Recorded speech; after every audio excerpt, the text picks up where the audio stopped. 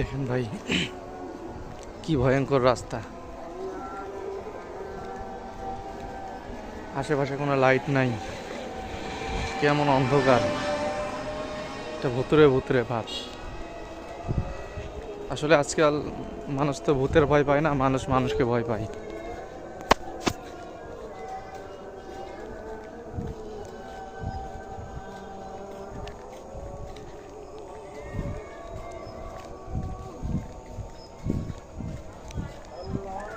রাস্তার এক পাশে জঙ্গল, আর এক পাশে ধান ক্ষেত,